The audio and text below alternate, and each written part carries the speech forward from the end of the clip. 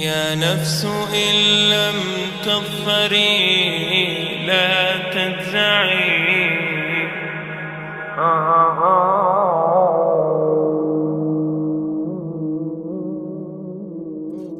All the praise is for Allah, who is the author of all existence and the most generous to his creation, while he is also the all-compelling. He is the only one worthy of our worship, having no partners, no associates, no sons, no daughters, no one whom he must consult, and no one or anything which has any comparison with him. All the praise is for Allah, who is the King of all who claim sovereignty, the only one who has the right to legislate for his creatures. He is the giver of life. He is the causer of death, while death has no effect upon him, because he is the ever-living, the self-subsisting, the eternal and the only absolute. All the praise is for Allah, who has power over all things, and there is in reality no power and no strength, no influence to cause benefit or detriment except through him. It is he who created this complex world, the seen and the unseen, the evident and the speculative, the earth and all that is on it and everything that is in it. It is he who sent his messengers and prophets, alayhimus salam, with the common message of strict monotheism, which simply means that there's absolutely no one worthy of worship, no one worthy of our obedience except the Almighty, the One, the Absolute, and who has no partners. The earlier messages which changed the world in the area in which the prophets were sent, those messages we know have changed, and even the prophets who brought them, their names are now lost. We just know in general because Allah told us in the Quran, وَلَقَدْ بَعَثْنَا فِي كُلِّ أُمَّةٍ رَسُولًا أَنْ يَعْبُدُوا اللَّهَ وَاجْتَنِبُوا الطَّاغُوتَ. I've sent to every nation a messenger, calling people to worship Allah alone and to avoid the worship of false gods. This essential message has been preserved in Islam in a way that it was never preserved before. Not because the message was different, because it was the same message, but because of the fact that there would be no other prophets who would come after Muhammad sallallahu alaihi wasallam. So therefore that message now had to be protected. It had to be preserved in a way none of the earlier messages were preserved. I will tell you this, what you say you have come to know 40 years back, and what you call the Big Bang is already mentioned in the book which I read, the glorious Quran. It's mentioned 1400 years ago in Surah Anbiya, chapter number 21, verse number 30, which says, Avalam yaral lazina kafaru. Do not the unbelievers see, anna samawati wal arda, kanat ratkan fataqnahuma, that the heaven and the earth were joined together and we clove them asunder. What you're talking about, the Big Bang, I try to imagine compressing a spring. I push it closer and closer and closer together so it's smaller and smaller and smaller, and I've stored a tremendous amount of energy in that spring, and when I let it go, it bursts out, it bursts out, it bursts out. the creation of the universe, which you came to know 40 years back, is already mentioned in this book, the glorious Quran, 1400 years ago. Who could have mentioned that in the Quran? So the atheists will say, maybe someone wrote, maybe it's a fluke, maybe it's a guesswork. A human being, regardless of who they are, or where they are, or what they do, will have this curiosity. They'll want to know, why am I here? How did I get here? And do I have a purpose? And if so, what is it? The only one who would really be able to answer that question would be the Creator Himself. If there is a Creator, it would be up to Him to tell us why we were created and what He expects from us and what this life is really about. Allah has shown the people from the time of Adam until right now, has shown the people what He wants from them. And it's a very simple thing, and that is that worship be for Him alone without any partners. In fact, we know this life to be a test from Almighty God. That's why we're born, and that's why we die, because there has to be a beginning and an end for us to be tested on. The next life, after this life, no one will ever die again. A bad person or a good person. Both are brought back and they continue to live in the next life, either in good shape or not so good shape, depending on how they did on the test. The worship of the God of Abraham, that was what was taught by these prophets. The Lord of the Arsh and Kursi.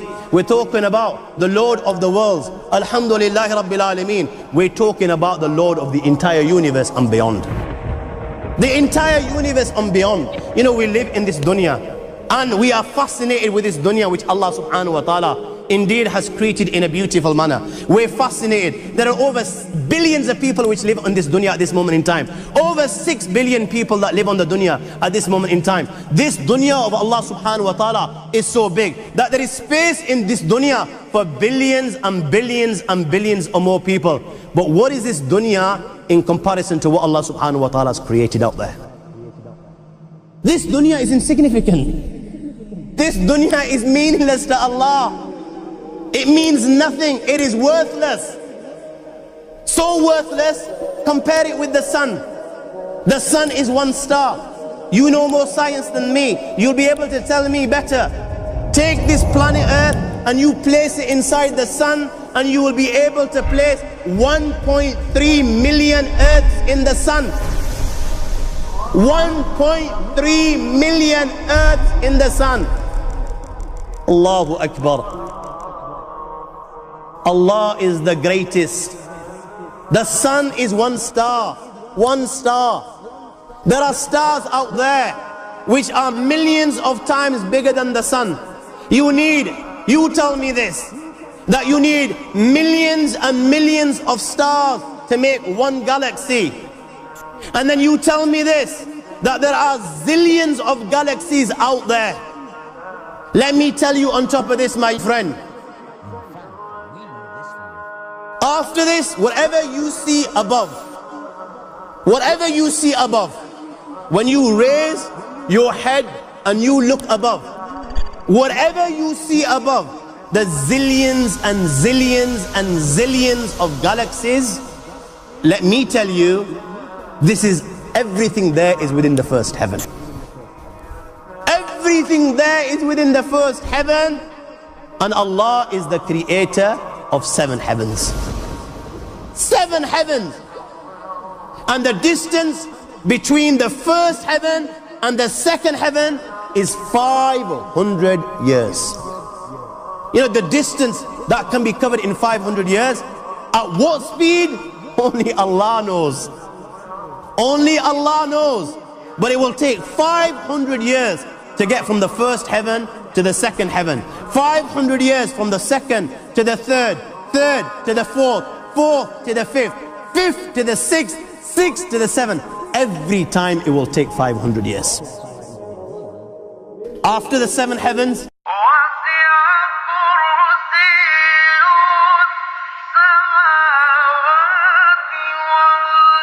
وَسِعَ كُرْسِيُّهُ السَّمَاوَاتِ وَالْأَرْضِ. You all read the Ayatul Kursi. You all know the Ayatul Kursi. After this, you have the Kursi of Allah. You have the chair of Allah subhanahu wa ta'ala.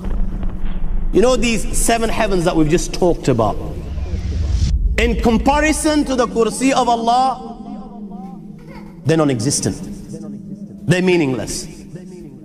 Rasulullah ﷺ has given an example in a hadith just to give us a little bit of understanding with regards to the 7 heavens in comparison to the kursi of Allah. Take a ring from your finger, take it off, the small ring that you have, and place it, let's say, in a desert, the Sahara Desert. It's the biggest desert in the world. You know that ring that we take off from our fingers and place it in the Sahara Desert? What comparison is in between the ring and the Sahara Desert? Nothing. Nothing. The 7 heavens is the ring, and the kursi of Allah is the Sahara Desert. After the kursi of Allah, you have the arsh of Allah. وَكَانَ أَرْشُهُ عَلَى الْمَاءِ. You have the arsh of Allah. Again, Rasulullah has explained, so just so that we can understand. Take the ring, place it in the desert. This time, the ring is the kursi and the arsh is the desert. What is the kursi in comparison to the arsh of Allah? Nothing. Then you have angels which carry the arsh of Allah. Their heads are in the 7th heaven and their feet are in the lowest earth. My friends, then you have the Lord of the Arsh al-Kursi. لا تدركه الأبصار وهو يدرك الأبصار وهو اللطيف الخبير. He is beyond the size of Allah, who Allah is, what Allah is. The greatness of Allah is beyond the comprehension of my little mind. This is the being that you and I are messing with.